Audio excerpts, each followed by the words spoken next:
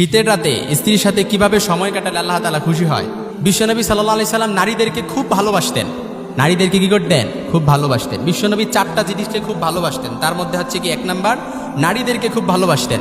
কারণ বিশ্বনবী রিফকাম বিল কাওয়ারির, নারীদেরকে কাচের গ্লাসের সাথে তুলনা করেছেন।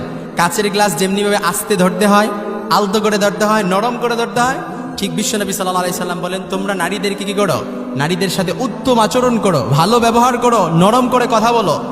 কারণ নারীদেরকে যদি শক্ত করে কথা বলেন ওনারা কিন্তু কথা শুনবে না। এই জন্য নারীদেরকে কি করতে হবে? নরম করে কথা বলতে হবে।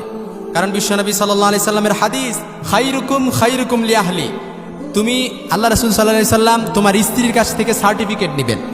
অর্থাৎ তুমি কেমন, তোমার ব্যবহার কেমন, আচার ব্যবহার কেমন, তুমি তোমার স্ত্রীর কাছে ভালো, আল্লাহ তাআলার কাছে ভালো।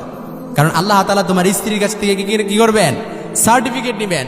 এই জন্য প্রিয় ভাইরা, আমরা আমাদের স্ত্রীদের সাথে ভালো ব্যবহার করব, উত্তম আচরণ করব, নরম করে কথা বলবো, নরম সুরে কথা বলবো, মুচকি হাসি দিয়ে কথা বলবো। কি করে কথা বলবো? মুচকি হাসি দিয়ে কথা বলবো।